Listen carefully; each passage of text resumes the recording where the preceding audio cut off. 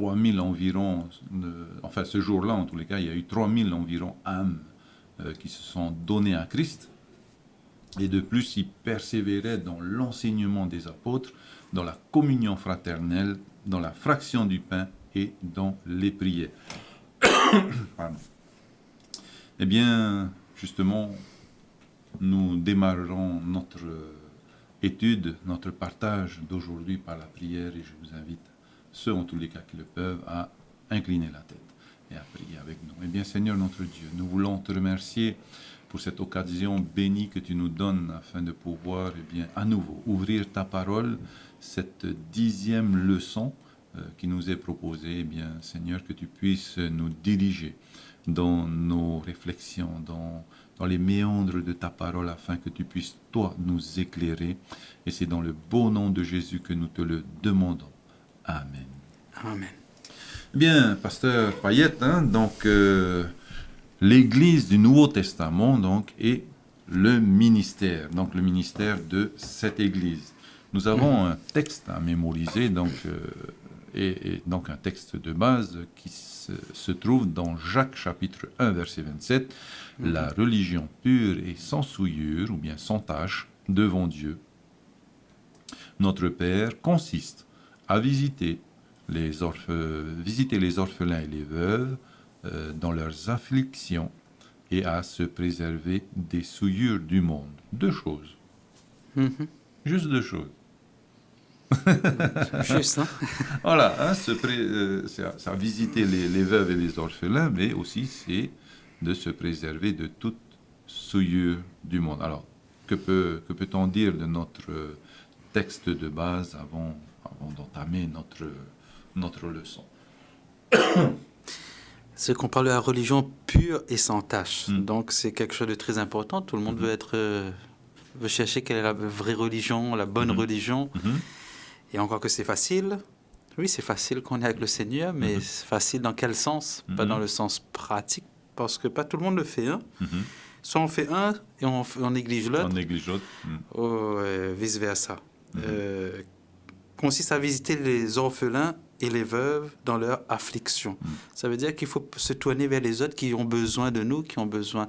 Des fois, on cherche que des veuves, ou bien que des orphelins, mais c'est une façon de parler pour l'apôtre Jacques. C'était les plus démunis, en tous les cas de l'époque. En quelque sorte, il n'y avait pas de système pour eux, en tous les cas. Voilà, on n'était pas dans le système français où on a une petite location, des choses comme cela. Là, ici, il fallait vraiment subvenir à leurs besoins. Qui dit veuve n'a plus de mari pour subvenir à leurs besoins, risque de se retrouver à la rue en tant que femme. Donc, pensez à toutes ces personnes-là.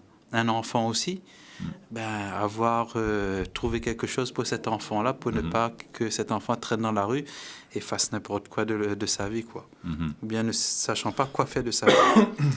Mais il y a aussi, en même temps, il faut pas... Certains disent, moi, je fais que du bien autour de moi, c'est suffisant, j'ai pas besoin de venir à l'église. Ou bien, j'ai pas besoin d'être dans une église, ou bien d'aller prier, tout du moment que le Seigneur voit que je fais des choses bien. Mais il dit à se préserver des souillures du monde. Le seul moyen de se préserver des souillures du monde, c'est d'être entre les mains du Seigneur. Comme le Seigneur avait dit, je te demande de ne pas les ôter du monde, mais de les préserver du monde. Dans Jean chapitre 17.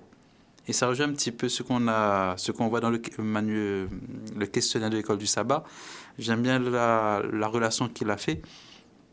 C'est Matthieu chapitre 28, versets 18 à 20, lorsqu'on nous dit « Allez, faites de toutes les nations des disciples, les baptisant au nom du Père, du Fils et du Saint-Esprit, et enseignez-leur à observer tout ce que je vous ai prescrit. » Donc, il n'y a pas seulement « aller pour... » évangéliser.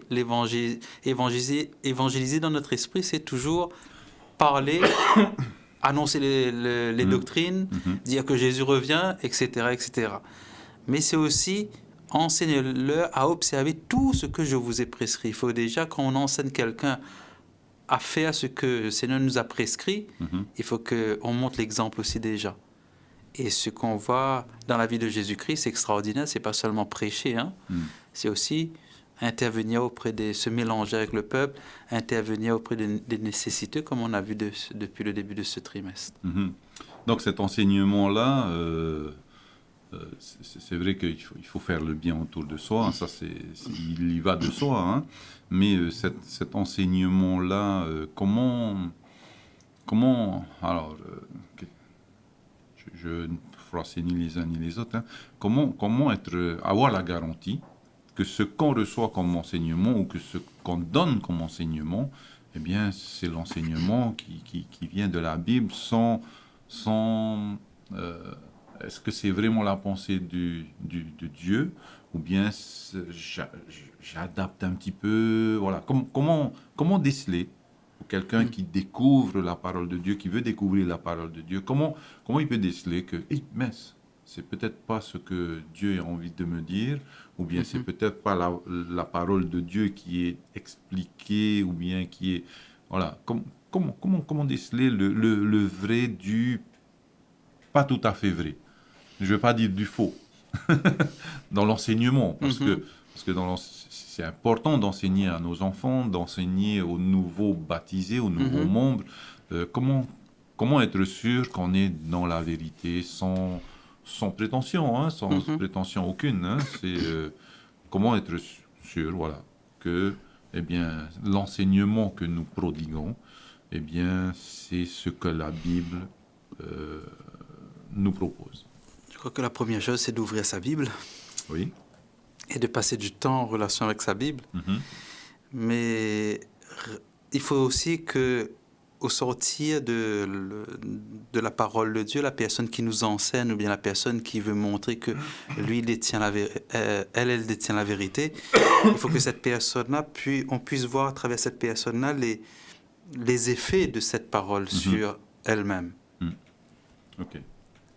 La parole de Dieu a des effets. A des effets automatiquement. Et surtout, si cette personne-là met en avant quoi ou qui.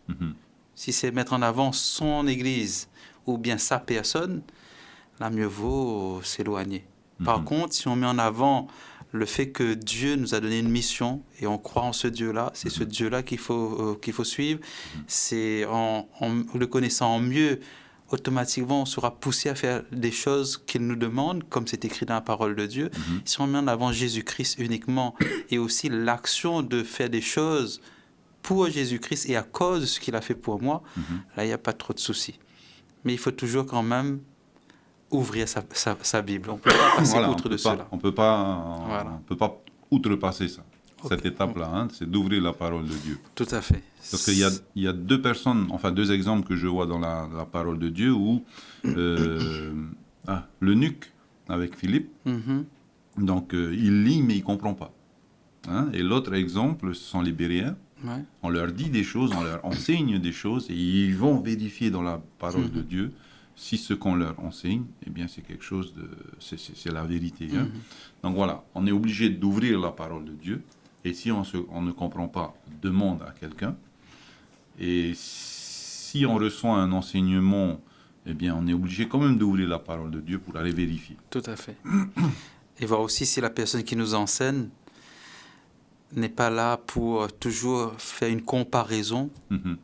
Parce que Jésus n'aime pas trop faire de comparaison en critiquant un autre pour essayer de montrer que tu peux être mieux ou je suis mieux.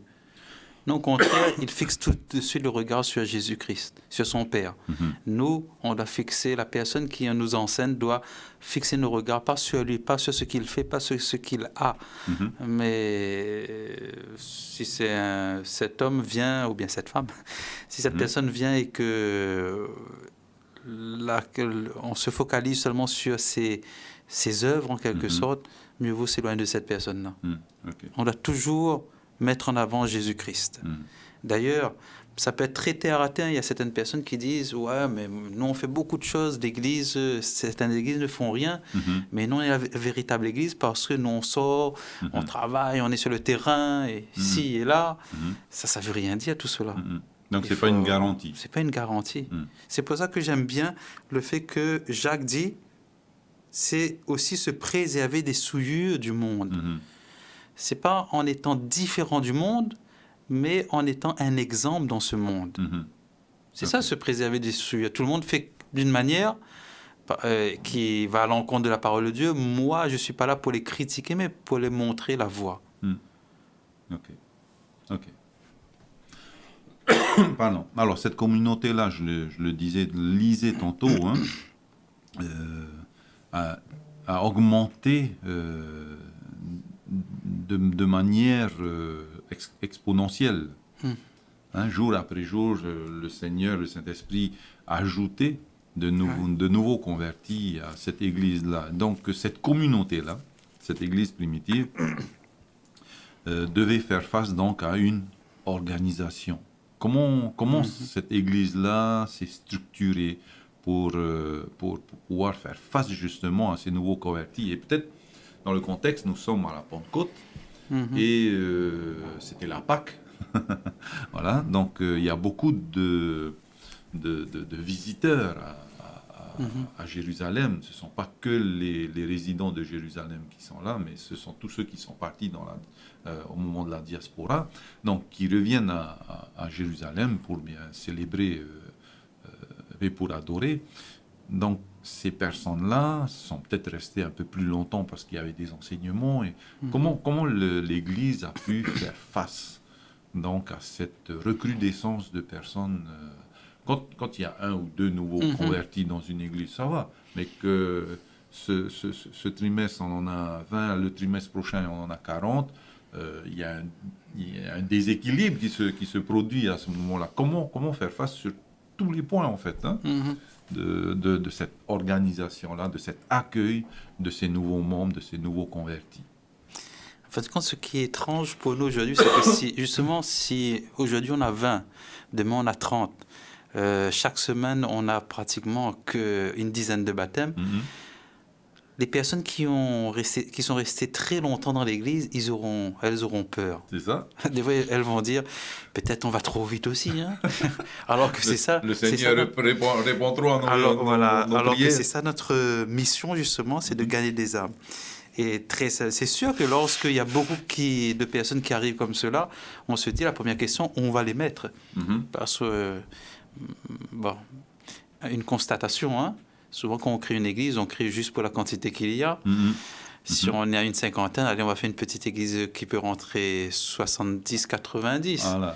Voilà, un petit peu plus, une petite marge. Alors que la foi devrait nous pousser à dire, on fait une église pour 300 places si on n'est à que 50. Parce qu'on va multiplier cela. Donc, ici, on voit ça a commencé à être serré d'ailleurs, la chambre haute. Ça a commencé avec les 12, après ça a augmenté jusqu'à arriver à une centaine. Et après, là, tout d'un coup, 3000. Il fallait organiser tout cela. Et je crois qu'ils se sont bien organisés. Une façon qui les a permis de s'organiser, c'était ce que tu avais lu tout à l'heure. Ils faisaient chaque jour la fraction du pain. On faisait tout pour se rassembler. Et se rassembler tous les jours. Et chaque jour, ils trouvaient un moyen pour essayer de s'adapter, quel endroit pouvait rentrer tout le monde, et très certainement commencer ce qu'on appelle les maisons, parce qu'on parle justement des maisons où ils se réunissent et tout. Donc, très certainement, il y a eu aussi des endroits où, à un moment, on a dû mettre plusieurs rencontres en même temps, mais dans différentes maisons. Et c'est là qu'ils passaient du temps, ils aimaient passer du temps ensemble, à la lecture de la parole, à partager un moment convivial, mais très spirituel. Tout cela parce qu'ils sentaient qu'il y avait quelque chose qui se produisait dans leur cœur et dans leurs relations aussi. Et on voit ça dans Actes chapitre 2, hein, oui, c'est ça. Versets 42 jusqu'à 47. Il persévérait dans l'enseignement des apôtres. Et c'est ça qui est très important parce que ça veut dire que les apôtres aussi prenaient le temps d'enseigner. Si on devait faire, par exemple, 11, on va dire, 11 maisons, l'apôtre qui était dans la maison, on dispatchait les 11 apôtres et ils devaient faire quelque chose, c'est-à-dire enseigner. Parce que c'est eux qui étaient en contact avec la personne de Jésus-Christ. Ils devaient tout enseigner pour pouvoir ensuite permettre que ceux qui reçoivent cet enseignement puissent à nouveau enseigner aux autres aussi. Et c'est une leçon pour nous aujourd'hui, hein, de pouvoir, en fin de compte, de ne pas être fier seulement d'être soit pasteur, soit ancien d'église, mais de pouvoir plus être fier de voir qu'il y a des membres qui arrivent à faire comme nous, à retransmettre ce qu'on les a confiés. Amen. Voilà. Ça, c'est bien ça. Ok, donc voilà, un encouragement à chaque membre que nous sommes. Comment donc édifier les membres d'église. Il n'y a pas besoin d'attendre qu'on soit nommé Tout pasteur, à fait. ancien. Voilà, dès que j'ai le titre, je le ferai. Non, c'est bien avant, donc on l'a ou on l'a pas cet esprit de missionnaire. Voilà, c'est le mot que je cherchais. Alors, ils avaient donc un autre moyen aussi. Alors ça, c'était les besoins physiques, spirituels. Il y avait aussi des besoins physiques et des besoins aussi organisationnels. On a vu dans les leçons précédentes comment ils avaient nommé des diacres pour organiser, voilà. Alors, au fait, qu'est-ce qu'ils faisaient, les diacres leur mission aux diacres, parce que les apôtres, ils s'occupaient des tables et ils s'occupaient aussi de l'enseignement.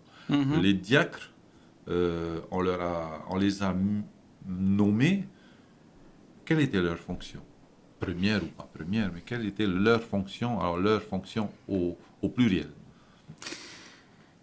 Alors là, on est dans Actes chapitre 6, justement, parce que au début, tant qu'on pouvait rester ensemble, ils restaient ensemble, dans un même endroit, nous dit Actes chapitre 2, à rompre le pain, à rester l'enseignement des apôtres, et après on sait qu'ils ont dû se répartir.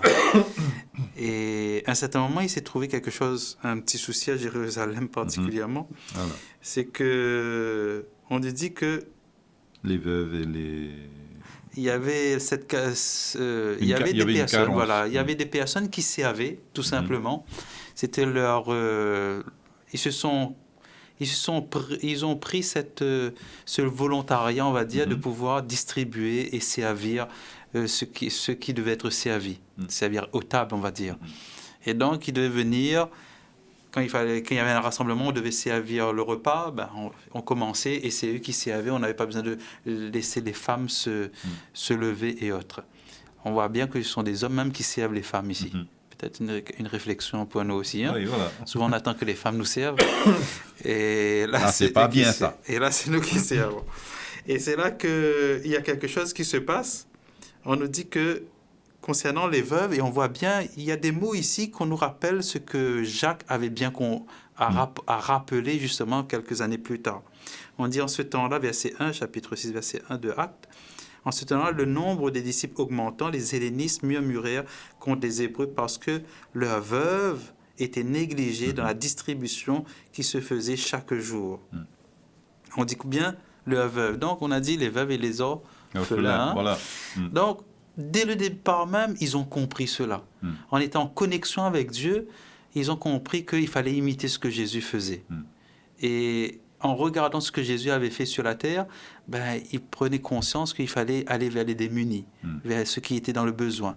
Mais malheureusement, il y avait des veuves de souche juive et des veuves qui sont converties. Voilà. Et le problème, c'est quoi? C'est qu'on avait plus tendance à servir en premier ceux qui sont de souche juive que ceux qui viennent d'arriver. Eux, ils vont attendre un petit peu, parce qu'ils viennent d'arriver, bien sûr. Mais alors. Et c'est là qu'a commencé les problèmes. Et les 12, on a commencé à dire aux 12, qu'est-ce que vous laissez faire ce genre de choses-là? Il y a des prix partis, etc., etc. Et là, les 12 vont convoquer la multitude des disciples, etc., et aussi tous ceux qui étaient là, et on va choisir les diacres.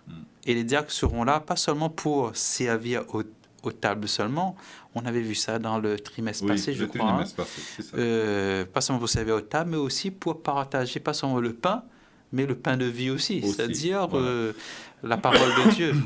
Il devait évangéliser, visiter les malades et les veuves aussi. Pas seulement le fait de donner, mais subvenir voir les besoins de la communauté. Oui, donc voilà, et je suis convaincu que ces personnes-là ont été désignées, ont été nommées. C'était ils avaient un esprit de prière, donc c'était mis en prière et ils ont été nommés selon les dons spirituels qu'ils ont reçus. Tout à fait. Hein? Parce qu'on a demandé au Saint-Esprit de les guider, de guider. Hein? Voilà. On a demandé qu'ils soient pleins de Saint-Esprit, de sagesse, et ben, à qui on rend un bon témoignage. Voilà. Donc tout ça, c'est important. Il ne faut pas dire seulement « Ah, je veux » ou bien « Je me sens bien à cet endroit ». Mais il faut montrer aussi que par notre vie, on le veut vraiment.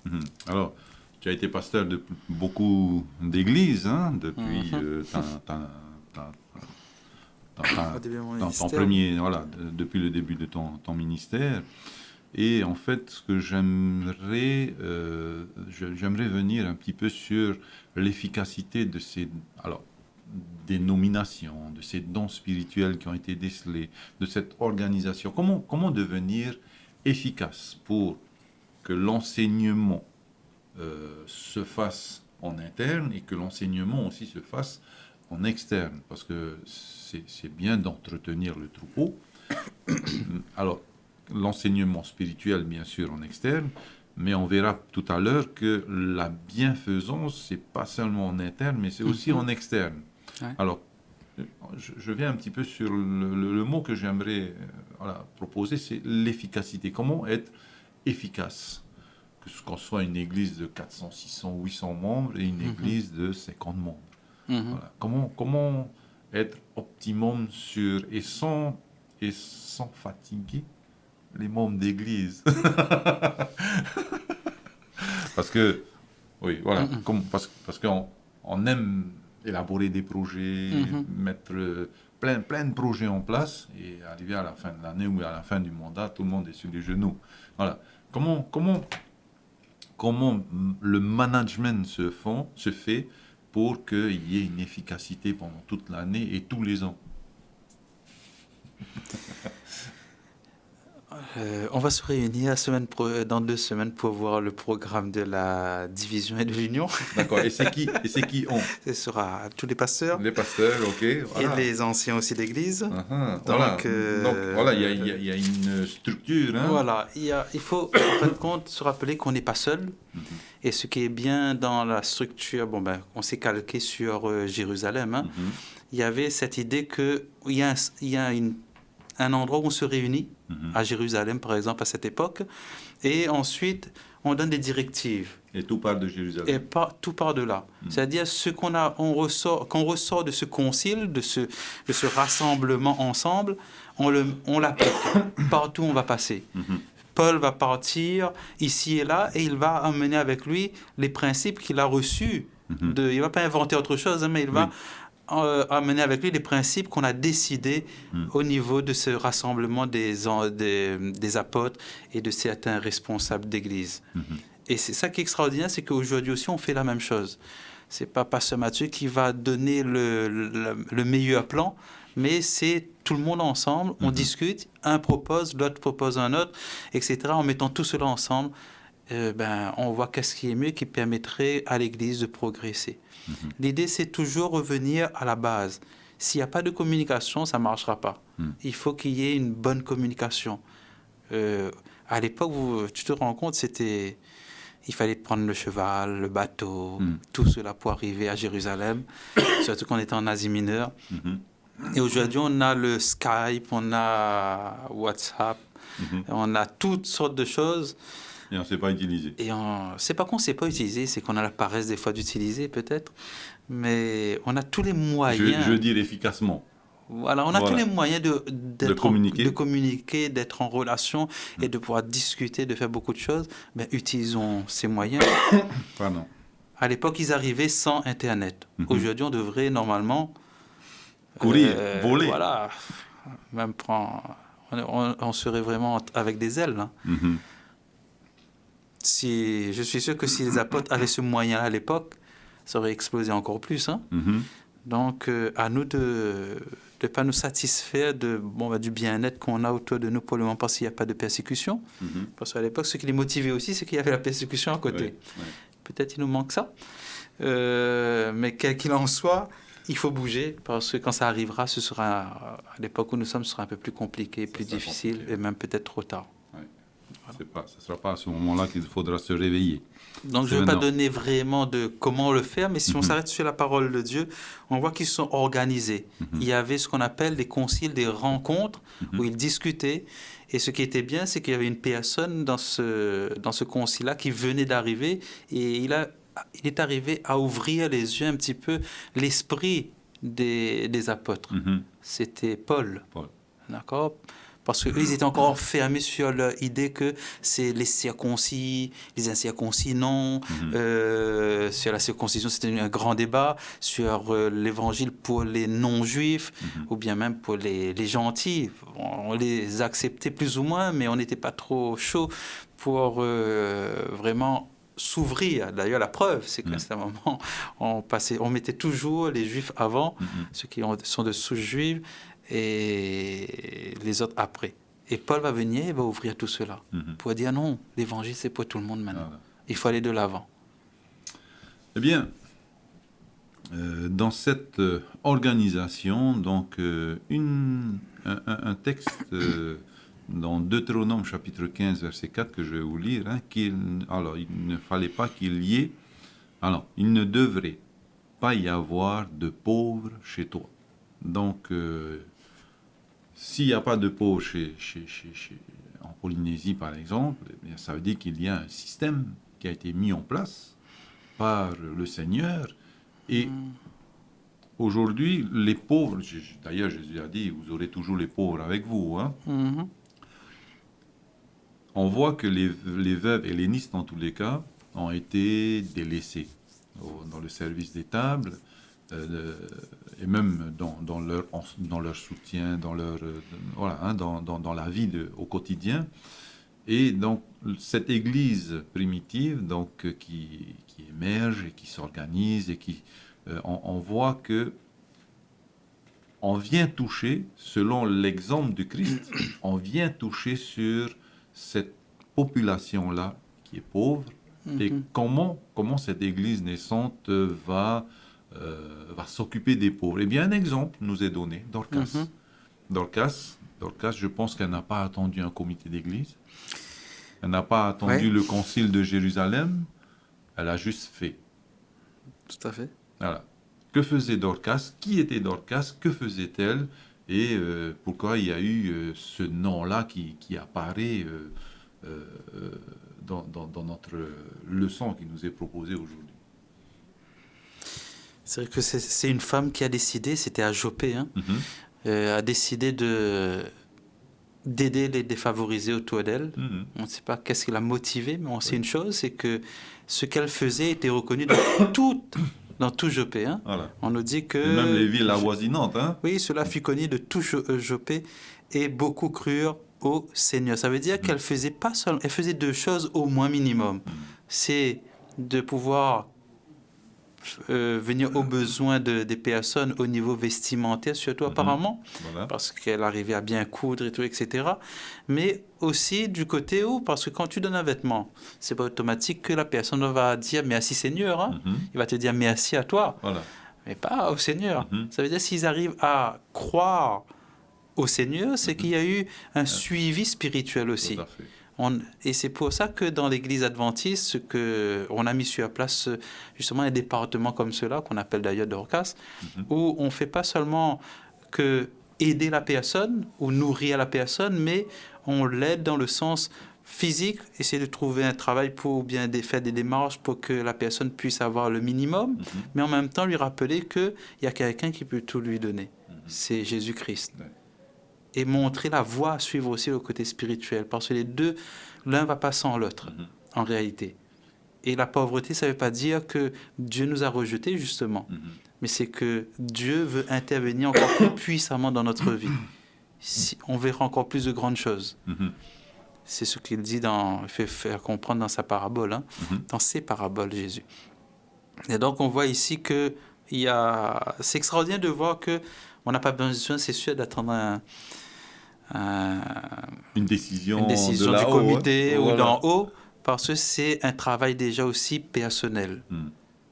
En fin de compte, quand on rencontre le Seigneur personnellement, je ne fais pas parce que je veux montrer à Dieu que je peux faire, mais parce que je sais ce qu'il a fait pour moi déjà, et ça doit me motiver, m'enthousiasmer pour faire quelque chose pour les autres. Et là, je n'ai pas besoin d'attendre aucun comité. Au contraire, je peux dire tout simplement, si on me demande, est-ce qu'il y a des personnes qui ont pu aider une autre personne, etc. Ah oui, je peux lever la main, il y a une personne que j'ai pu aider. Et même d'ailleurs, on a besoin un peu plus de personnes pour l'aider. Je demanderai à l'Église, est-ce qu'elle peut intervenir là? Et c'est comme ça qu'on a avancé.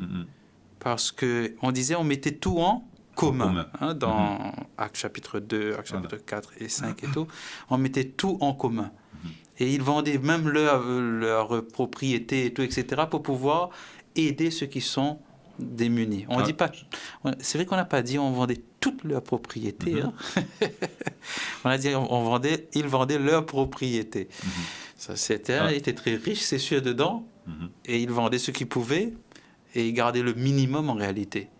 Parce que l'idée, c'était d'avoir, et je crois, c'était vraiment ce sacrifice de dire, pour dire, je veux que l'évangile progresse. Ça m'a tellement fait du bien que je ne peux pas me permettre que cet évangile-là ne touche pas un tel que je sais qu'ils ont des problèmes. Et donc, je vais faire le tout. Nous, aujourd'hui, est-ce qu'on a on est motivé comme cela? C'est la question que je posais là. Comment à l'époque, alors à l'époque, c'était une nécessité et c'était... aujourd'hui, ou peut-être encore, peut-être aujourd'hui aussi, il y a des personnes qui ont besoin de nos ressources parce que au niveau administratif, eh bien, tout a été fait et les ressources sont toujours maigres. Donc, nous avons des frères et sœurs qui ont besoin de nos ressources. Alors, par rapport à nos ressources, quand on gagne le SMIC, ou bien 2 fois le SMIC, et qu'on a une famille de 3 à 4 personnes, c'est difficile. C'est difficile, mais ce n'est pas impossible. On pense à être fidèle dans ses dîmes, on pense à être généreux dans ses offrandes, et on pense aussi donc à ceux qui nous entourent, ce que le Seigneur met sur notre route. Alors, au niveau budgétaire, et là j'aimerais être un peu concret, à combien je pourrais donc, peut-être pas un montant, mais peut-être un pourcentage, parce qu'en fait, ce que je voudrais dire, c'est que les associations, les fondations, les entreprises et les fondations reversent des sommes non négligeables à des associations. Et ces sommes-là, eh bien, sont... au niveau des taxes, on déduit par rapport aux taxes qu'elles doivent payer. Lorsqu'on est chrétien, on n'est pas sur ce système-là. Lorsqu'on est chrétien, lorsqu'on donne, eh bien on donne. C'est pas parce que je veux moins payer en taxes que je vais donner. Lorsque je donne, je donne. Est-ce qu'il y aurait un pourcentage sur ce que je reçois que je peux facilement dire, voilà, ce pourcentage-là ne met pas en péril mon budget familial, et si toutefois je dois faire un plus gros effort ponctuellement, pourquoi pas? Cette générosité-là, comment appliquer cette générosité-là dans ma famille, pour les autres, mais aussi pour que mes enfants voient, pas que les autres voient qu'on est généreux, mais pour enseigner à mes enfants la générosité. Est-ce qu'il y aurait un quota? Est-ce qu'il y aurait... parce que s'il fallait donner ce que mon cœur donne, j'aurais jamais assez pour la famille. En fait, il faut juste se dire qu'il ne faut pas attendre, parce qu'il y a une bonne question qui rejoint un petit peu ce que tu dis là, à la fin de la partie de mardi. Comment devrions-nous prioriser le fait de donner lorsque nous sommes incapables de donner pour toute cause ou toute nécessité qui nous est présentée? Si on attend qu'on soit capable pour donner, c'est là qu'intervient le problème, parce qu'on va dire toujours, il n'y a pas assez ce mois-ci. Il n'y a pas assez ce mois-ci, mais ça alors. Et il y aura toujours, parce que l'être humain veut toujours plus que ce qu'il reçoit. même s'il y a une augmentation, on voudra toujours un petit peu plus. Parce que quand il y a une augmentation, on augmente aussi notre façon de consommer certaines choses. On voit qu'on peut se permettre d'acheter le dernier cri de smartphone ou bien de iPhone, etc. Parce qu'on a une augmentation, donc ça fait que l'augmentation ne sert plus à rien, en fin de compte, pour la famille. Et c'est là le problème, c'est que si on commence à penser ce que moi j'ai besoin en premier, non, c'est ce que je peux faire pour les autres parce que Dieu déjà me donne ce que j'ai le nécessaire. Et dans ce nécessaire-là, il y a toujours un surplus en réalité. D'ailleurs, la preuve, c'est qu'il nous donne tout et on sait qu'il y a 10% qui lui appartient. Il faut rendre ça en premier parce que si on devait calculer tout avant de donner, ce qu'on appelle la dîme, c'est là qu'on dit, si je donne la dîme et si on commence à réfléchir comme cela, le fait d'y penser même, là, ça va être un frein et un problème pour nous par la suite.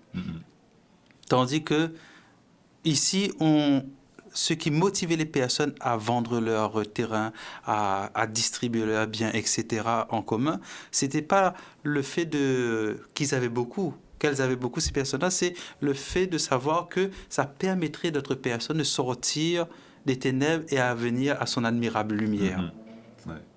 C'est ça qui est extraordinaire parce qu'elles-mêmes, elles ont goûté à cette lumière. Donc, la motivation est très importante ici, c'est mettre Dieu en premier et permettre que Dieu soit glorifié dans ce qui se passera avec ce que je peux faire, et ce qu'il me permet de faire.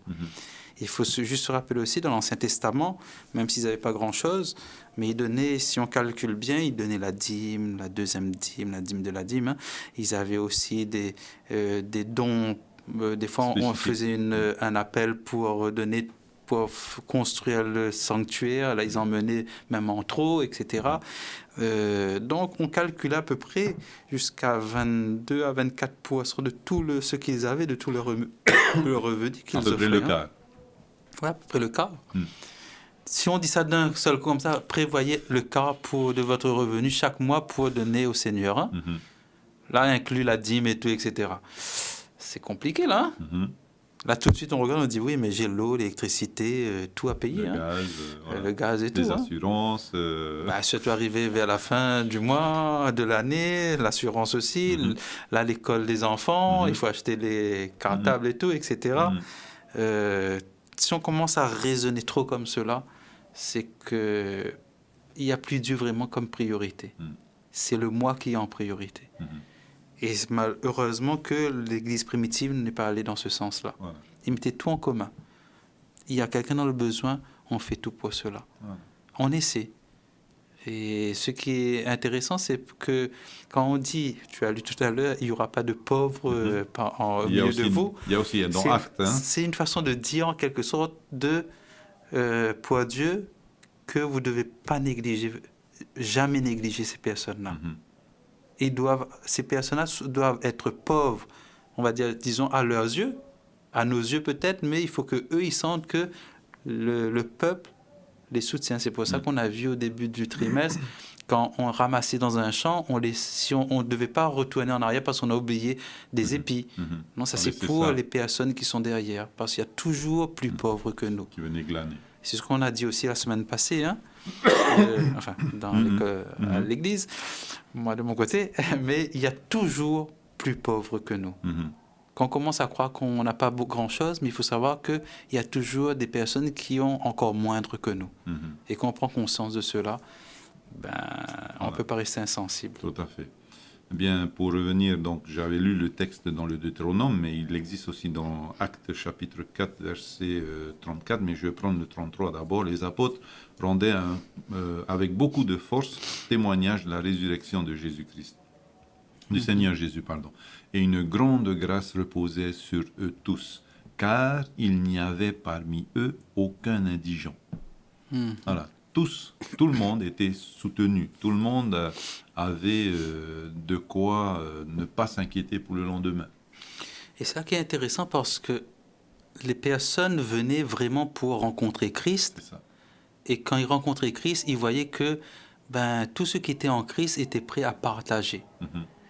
Puissant témoignage, ça. Voilà. Et la chose, c'est que même eux, après, ils devenaient des personnes qui pouvaient subvenir aux besoins d'autres personnes encore. Ouais.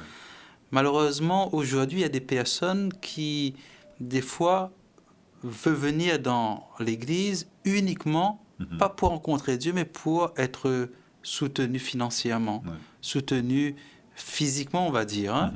On pense qu'au gain, on pense que par intérêt.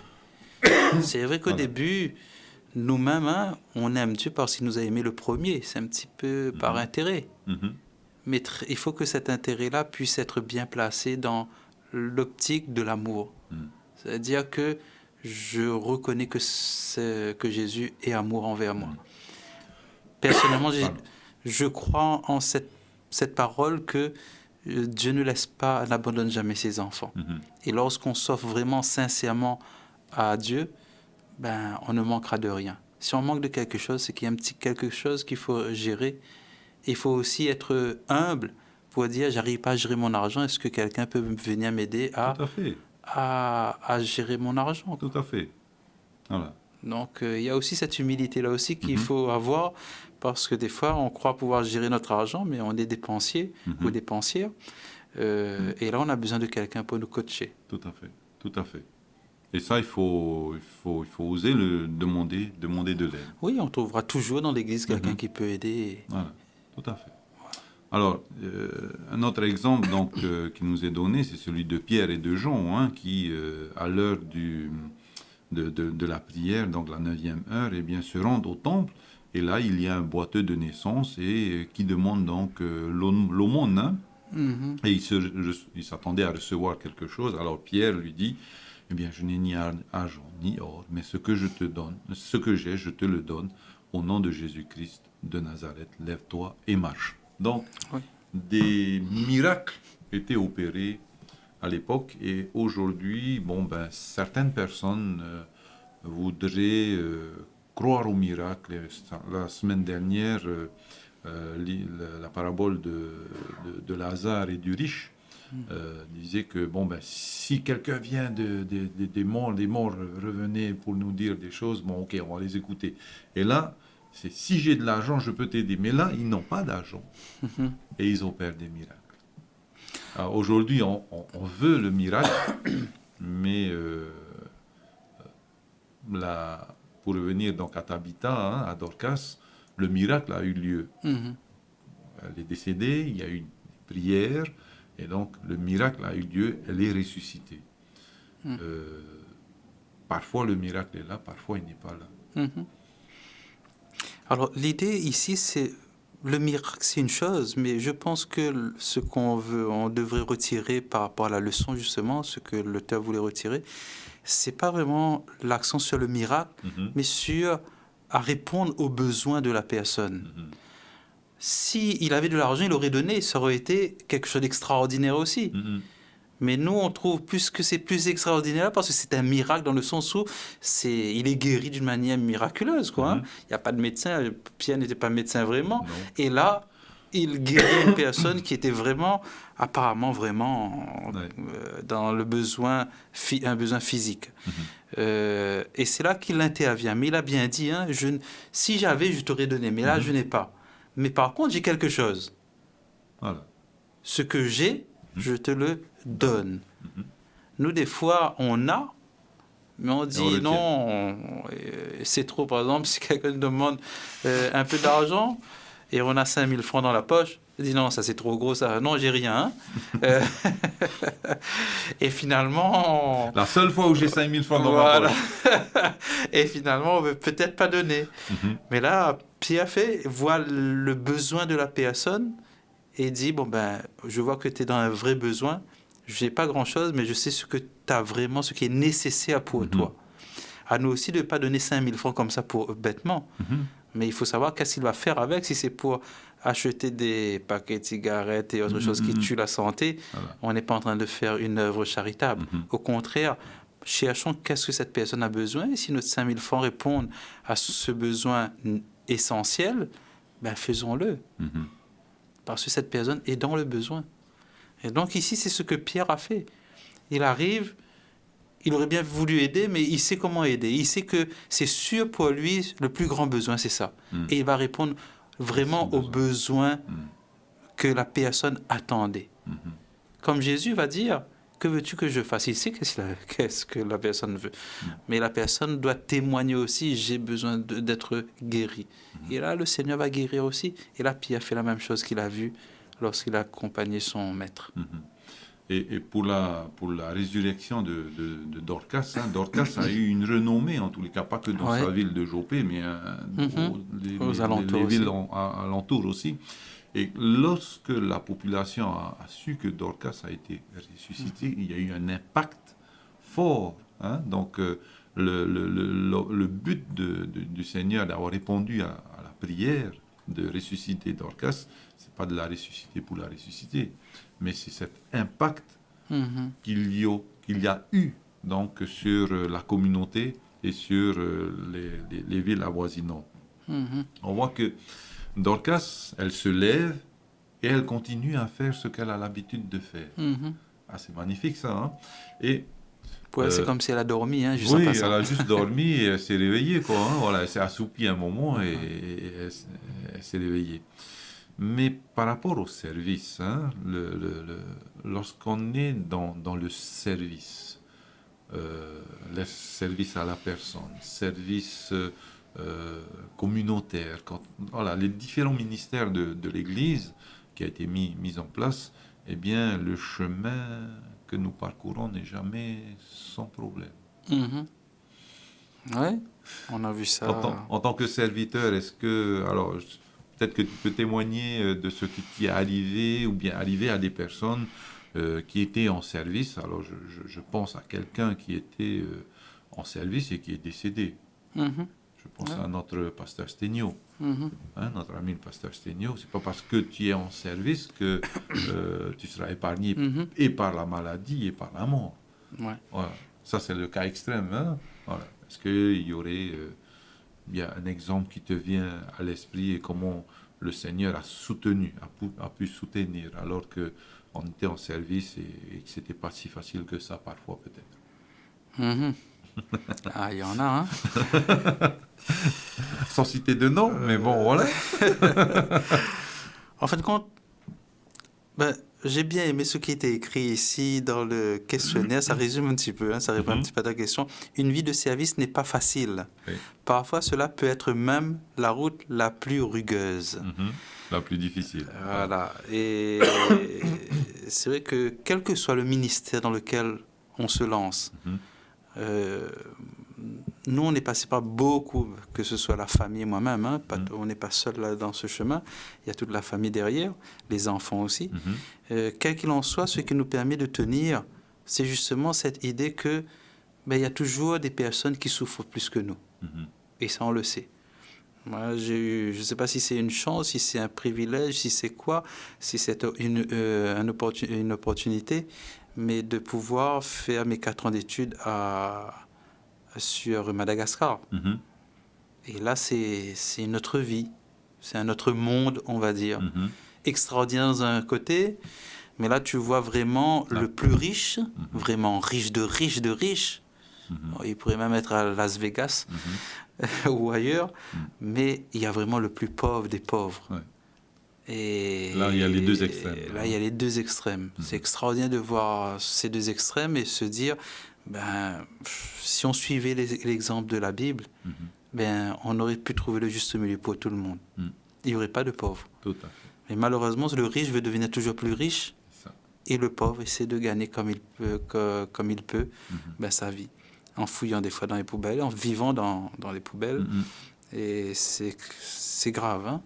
Et donc, ici, quand on veut faire du bien, il y aura toujours l'ennemi qui voudra mettre les bâtons dans nos roues.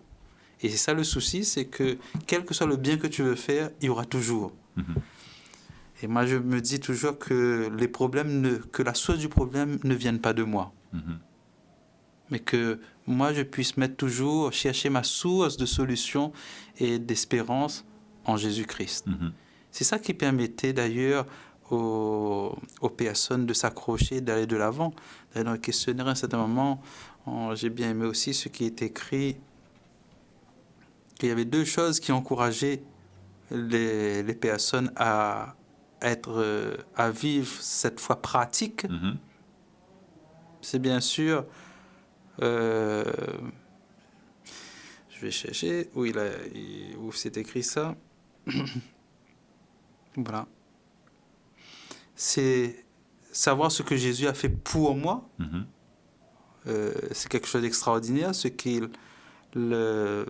que Jésus a fait sur la croix pour moi particulièrement, et aussi l'espérance de la vie éternelle qu'il m'offre déjà. C'est ça qui motivait en quelque sorte. Là, on est dans la partie de mercredi, quand on parle de Paul et tout. Ce qui motivait ces personnes à cette époque-là, c'était cette idée de j'ai compris ce que Jésus a fait pour moi, et en plus, il me donne quelque chose que je ne lui ai même pas demandé, et il m'offre ça gratuitement. Et il me dit, prends. Et j'ai le choix de prendre ou de ne pas prendre. C'est ça. Et quand je le prends, automatiquement, je ne peux pas garder ça que pour moi. Je dois annoncer cette bonne nouvelle à ceux que j'aime déjà. Je ne vais pas monter au ciel tout seul. Il faut que j'annonce ça à ma famille, à mes amis et à tout le monde autour. Et donc, c'est ça qui motivait pas seulement Paul, mais tous les apôtres et toutes les personnes qui se donnaient à Jésus-Christ à cette époque. Et ça, c'était extraordinaire. On parle de Dorcas, mais Dorcas faisait partie de ces personnes-là. Utiliser des dons, un talent. Voilà, des talents. Elle a mis au service du Seigneur, qui est devenu un don spirituel, où là, elle utilise pour faire passer un message en même temps. On ne fait pas que aider physiquement, mais on aide aussi spirituellement. Et c'est ça qui est extraordinaire. Et nous, je ne vais pas prendre trop d'exemples, il y en aurait trop, et je ne sais pas quel choisir dans tout cela, mais un jour dans mes sermons, des fois vous pouvez entendre, mais sinon, c'est vrai que la route est très difficile. Plus on veut faire des choses pour le Seigneur, et le plus difficile, c'est quand les personnes, soi-disant, qui doivent nous soutenir, à nos côtés, ou bien ça peut être membre au-dessus ou à côté, va à l'encontre de ce qu'on voudrait faire pour aider un tel, ou bien pour aller de l'avant.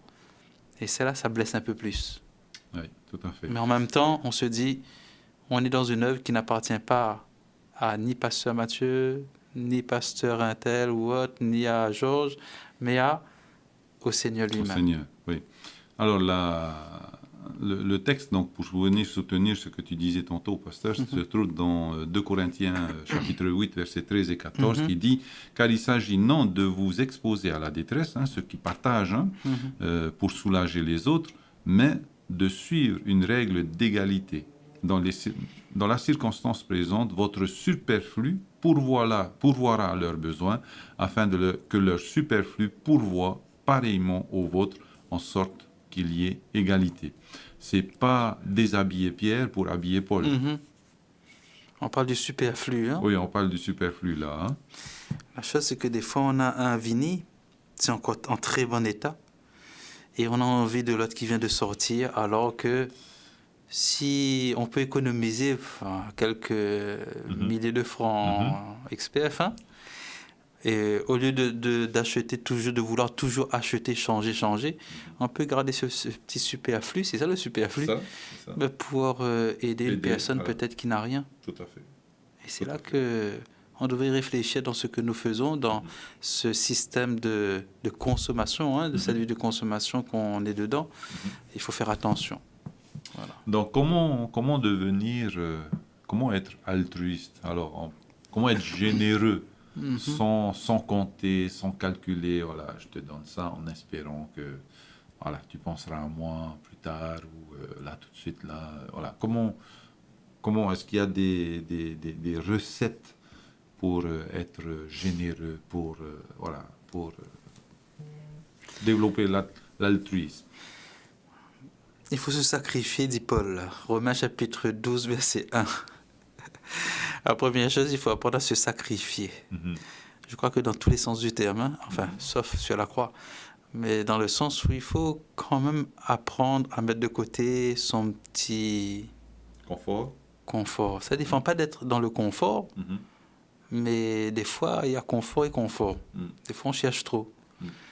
Et Il est écrit ici, dans Romains chapitre 12, verset 1, « Je vous exhorte donc il avait parlé beaucoup de choses avant, frères, par les compassions de Dieu, à offrir vos corps comme un sacrifice vivant, saint, agréable à Dieu, ce qui sera de votre part un culte raisonnable. » Et justement, c'est pour que, en quelque sorte, il est en train de faire comprendre, tu veux vivre comme Jésus a vécu, mais il faut te sacrifier déjà, arrête de penser à toi.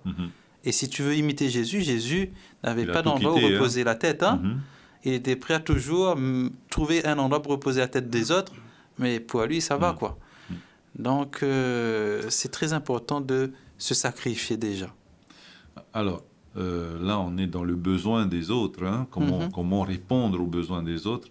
Alors, comment les églises adventistes, en l'occurrence, puisque nous y sommes, dans ces églises-là, nous en faisons partie, comment votre église, que ce soit ici à Tahiti, que ce soit dans les îles, que ce soit dans le monde, qu'a fait l'Église donc pour découvrir les besoins de la communauté? Est-ce que des choses ont été mises en place? Est-ce que voilà. Que faire? Que faudra-t-il faire lorsque vous découvrez? Alors, il y a des besoins. Que faire pour soutenir ces besoins? Pour répondre à ces besoins?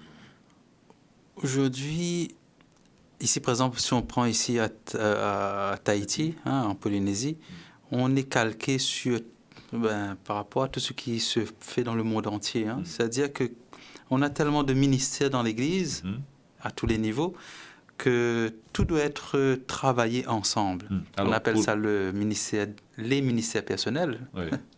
Alors, pour éclairer, peut-être, alors les adventistes peut-être se reconnaîtront, mais pour ceux qui ne sont pas adventistes, quels sont les ministères qui existent dans l'Église et à quoi servent ces ministères-là? Pourquoi ils ont été mis en place, ces ministères?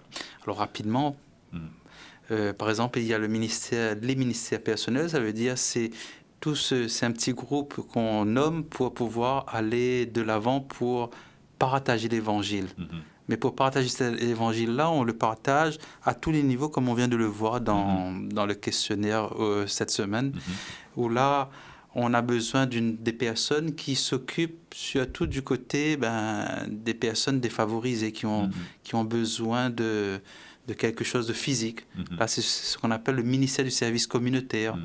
Il y aura aussi les personnes qui ont cette capacité de construire des tentes, des trucs et tout. On appelle ça aussi les diacres ou diaconesses. Il y a les femmes aussi dedans. Il y a le service, il y a la jeunesse, le ministère de la jeunesse, où là, on prend en considération le besoin des jeunes et on fait des rencontres régulièrement pour pouvoir les enseigner comment vivre dans ce monde et comment être préservé du monde, être plutôt une influence que être influencé par le monde. Il y a, par exemple, MIFEM, ministère de la Femme, où on prend en considération que la femme, malheureusement, encore aujourd'hui, est un peu dénigrée, n'est pas vraiment reconnue. Et il y a plus de femmes battues que d'hommes battus, malheureusement. Et c'est là qu'on intervient. Et dans ce ministère-là, on essaie de mettre en valeur que la femme, parce que la femme a aussi a des droits aussi, a les mêmes droits que nous devant Dieu. C'est pour certaines choses, quand on parle, si on rentre dans le domaine de la prêtrise, c'est autre chose. Mais là, on parle vraiment d'être unis dans l'amour ensemble. Il y a beaucoup d'autres... tous ces ministères, en fin de compte, doivent apprendre à travailler ensemble. C'est le bureau des ministères personnels qui arrive à agencer tout cela, coordonner tout cela, à mettre ensemble pour dire on doit aller ensemble dans tel endroit. Là, certains vont dire dans un endroit, il y a des personnes qui n'ont plus de toit, ou bien le toit est troué. OK, on va demander au service communautaire d'intervenir. Ils vont intervenir. On a besoin de quelques diacres qui savent connaître la construction. Et tout le monde met la main à la pâte pour aider.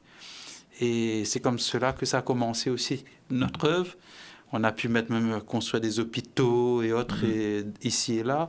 Ici, on a l'école, parce qu'on veut aussi éduquer comme il se doit nos enfants. Il y a un peu de tout. Donc, en fait, le Seigneur nous donne des yeux pour voir les besoins, des oreilles pour entendre les besoins, et en fonction de ces besoins-là, ramener à l'église ou bien ramener à la famille, voir ce qu'on peut faire, et on y va. Et on utilise nos mains, nos pieds. Pas pour prier, pour s'agenouiller, mais pour... Ça, on le fait avant, bien sûr, mais pour aller Pas sur le prier, terrain. s'agenouiller seulement. Voilà. Mais pour aller sur le terrain surtout. Ok. Donc voilà, hein, les ministères, en tous les cas, qui sont mis en place dans l'Église adventiste pour pouvoir eh bien, toucher de manière totale, hein, la personne de l'homme, de la femme, de l'enfant. Donc il y a un grand mot qui est utilisé, c'est de manière holistique, hein, de la personne humaine. Donc voilà, on a décelé un besoin, et on va tout mettre en œuvre pour répondre à ce besoin-là. Donc, quand on dit répondre à un besoin, donc on regarde le thermomètre, le nerf de la guerre, ce sont les finances.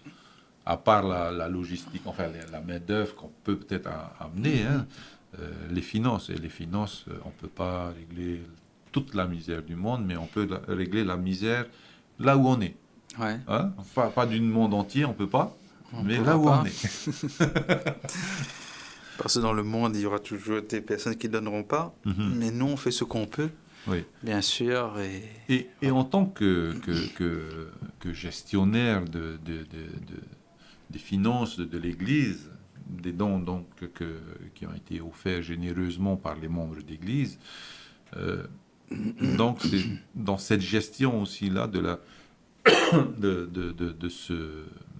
des finances de l'Église qu'on peut faire de très grands projets ou bien de tout petits projets et répondre à de très grands besoins ou à des petits besoins. C'est en fonction donc de notre générosité, semaine après semaine, qu'on peut répondre aux besoins. Tout à fait. Mais en même temps, il faut toujours se dire que même répondre à un petit besoin, c'est déjà une grande chose devant Dieu. Tout à fait. Et pour la personne qui reçoit aussi la chose. Donc, on peut bien sûr faire des appels pour de grands besoins, mais n'hésitons pas à le faire même pour les petits besoins, pour dire, on commence déjà par ça. Parce que si tout le monde s'y met, que l'on veuille ou non, ça va faire beaucoup.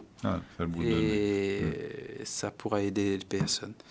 D'ailleurs, c'était pas vraiment une exigence de vendre tous ces biens à l'époque des apôtres. Hein.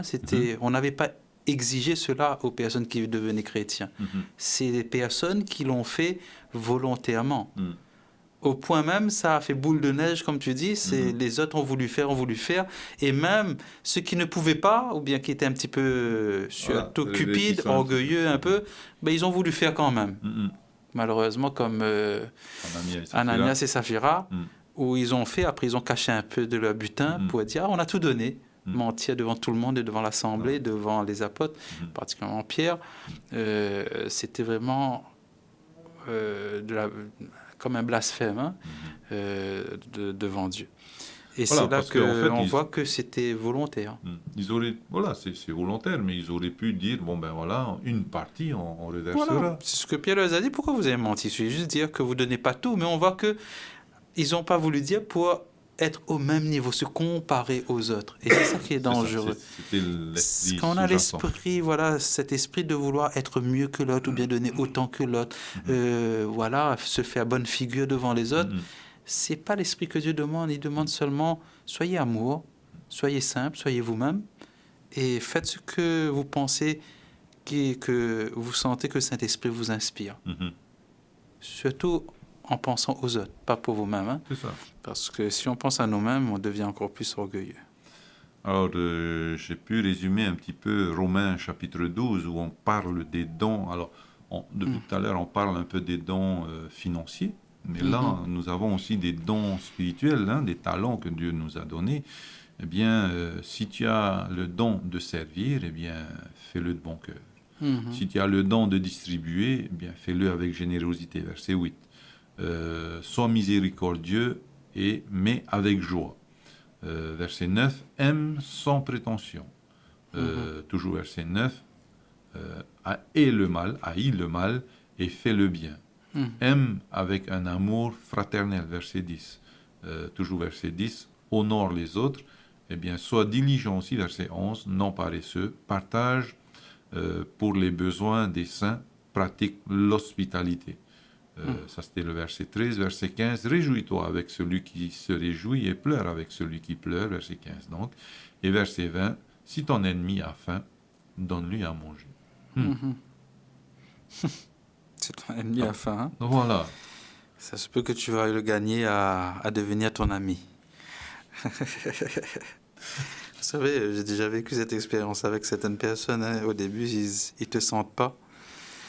Comme on dit, hein, l'expression, ça passe pas. Ça passe pas. Hein? Et finalement, quand tu interviens quand il faut, et au moment où il faut, on devient les meilleurs amis du monde. Hein? Amen. Voilà. C'est possible. Hein? Donc, aimer ses ennemis, c'est possible. C'est pas humain, mais c'est divin. Oui, c'est pas humain. Il faut rester en connexion. Il ne faut pas perdre de vue Jésus-Christ en réalité. Voilà.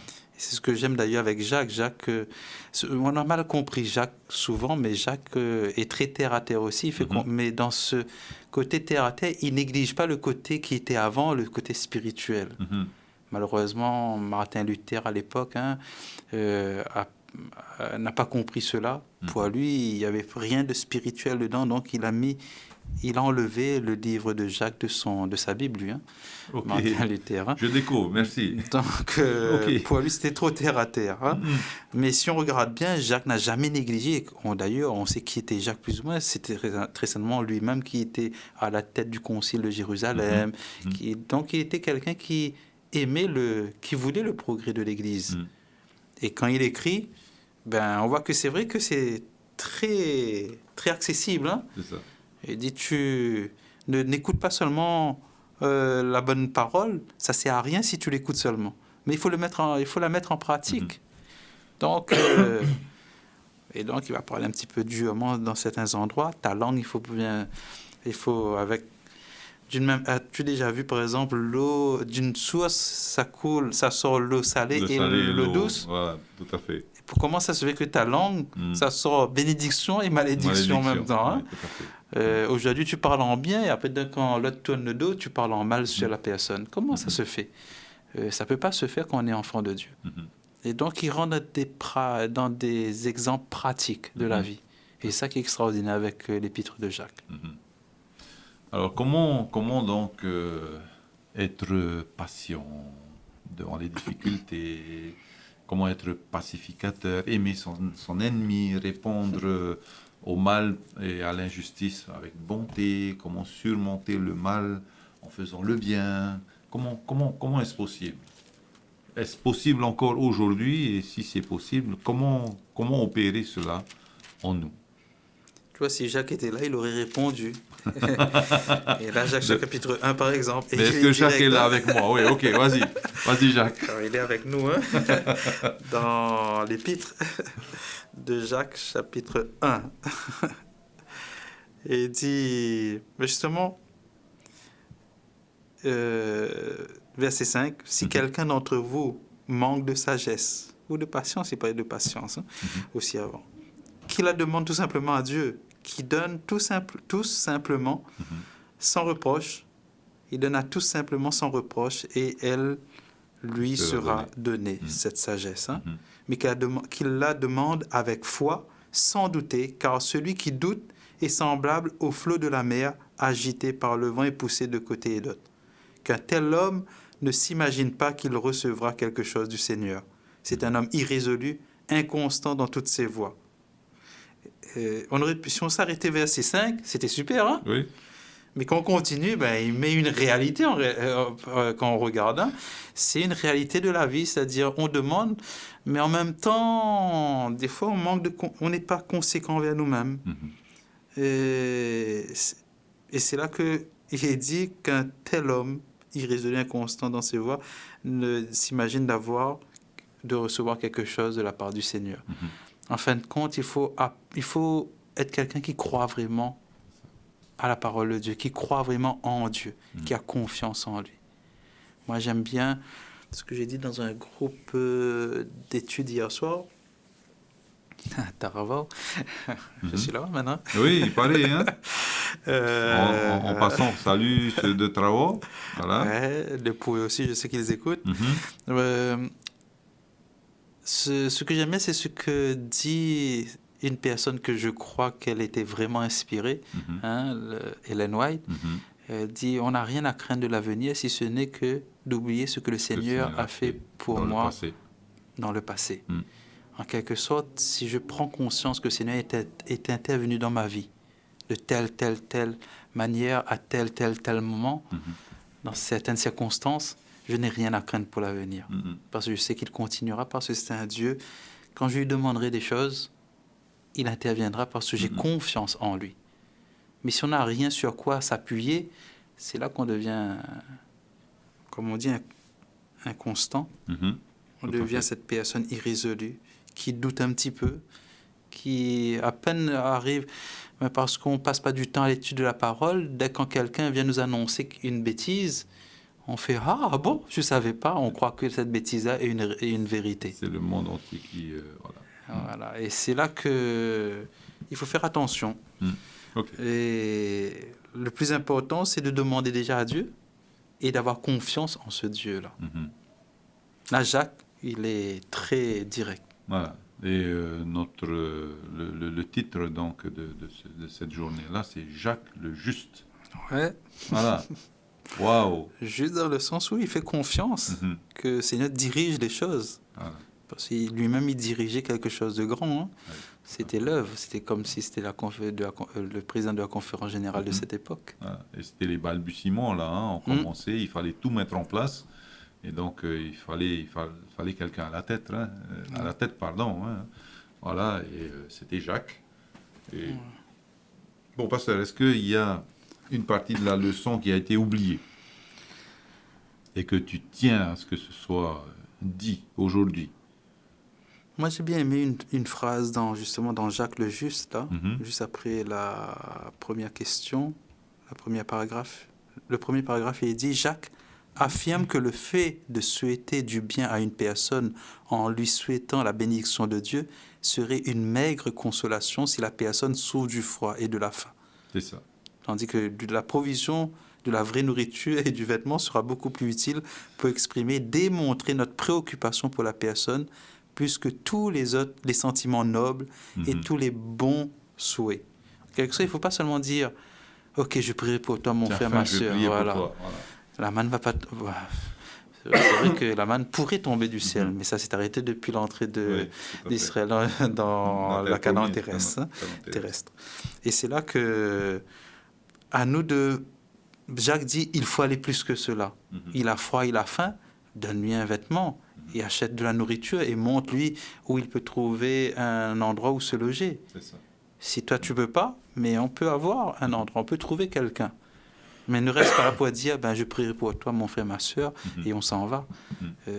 On n'a rien fait là. Voilà, tout à fait. Donc, mettons en pratique ce que nous apprenons. Quoi. Voilà, tout à fait. Hein, l'exemple que Christ nous a donné. Hein.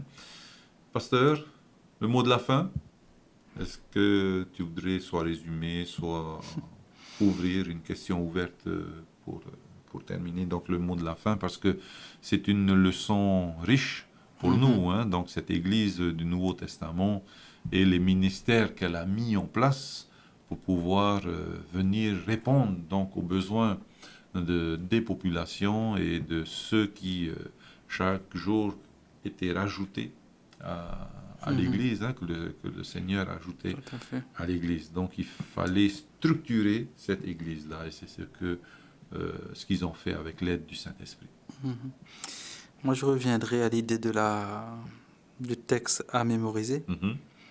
La religion pure et sans tache devant Dieu, notre Père, consiste à visiter les veuves et les orphelins, ceux qui sont dans le besoin, l'affliction, et à se préserver des souillures du monde. Ne cherchons pas le bien-être dans ce monde. Cherchons être bien entre les mains de celui qui dirige toutes choses, qui dirige notre vie et qui peut nous aider à surtout aider les autres. Si on perd de vue l'idée qu'on est là pour aider les autres à rencontrer Jésus-Christ et qu'on ait cette joie de les retrouver un jour au ciel, ben nous-mêmes, on risque de ne pas se retrouver au ciel, malheureusement. Donc, perdons pas de vue ça. Voilà. Ok, ben, en guise de conclusion, la bonté désintéressée est rare de nos jours, très rare peut-être. Ici-bas, bien, les plus abandonnés réclament notre attention. Employez votre temps, notre force à agir avec justice, à aimer avec miséricorde en servant le Seigneur. Dieu fait reposer sur nous la responsabilité de venir en aide aux malheureux, aux aveugles, aux boiteux, aux veuves et aux orphelins. Et le texte que j'aimerais vous donner pour conclure se trouve dans Job, chapitre 29, verset 15. En fait, on n'a rien inventé. J'étais l'œil de l'aveugle et le pied du boiteux. Comment Job, à son époque déjà, soutenait les plus défavorisés. Bien, voilà, je voudrais donc remercier notre pasteur Payette Mathieu qui a accepté donc de partager la parole avec moi, la parole de Dieu de cette semaine. Nous rappelons que vous êtes sur les ondes de la radio La Voix de l'Espérance.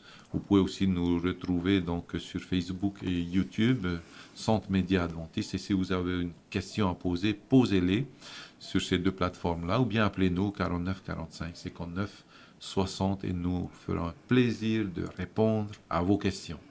Eh bien, c'est sur ces paroles que j'aimerais demander à notre pasteur de nous unir dans la prière. Okay. Prions. Notre Père Céleste, remercions pour ce moment où tu nous rappelles à travers ta parole que nous ne devrions pas seulement parler, mais agir aussi. Être cette personne qui se laisse sanctifier par ton Saint-Esprit et qui permet aussi aux autres personnes autour de nous de goûter à ce fruit de l'Esprit, cet amour qui vient de toi, cette patience, cette maîtrise de soi qui vient de toi, cette bonté, cette foi. Oui, Père Céleste, aide-nous à toujours ne pas nous préoccuper uniquement de nous-mêmes, mais des personnes qui sont dans les besoins encore plus que nous. Aide-nous à prendre conscience que ces personnes-là nous attendent peut-être, pas seulement au niveau physique, mais aussi au niveau spirituel, afin de découvrir combien tu es un Dieu qui est rempli de bonté, de miséricorde et de bénédiction.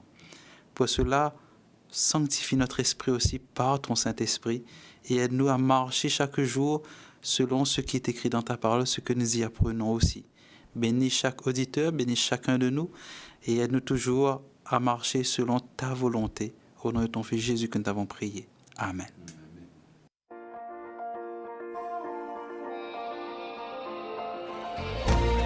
Vous pouvez retrouver toutes nos émissions en version podcast sur lvdl.pf.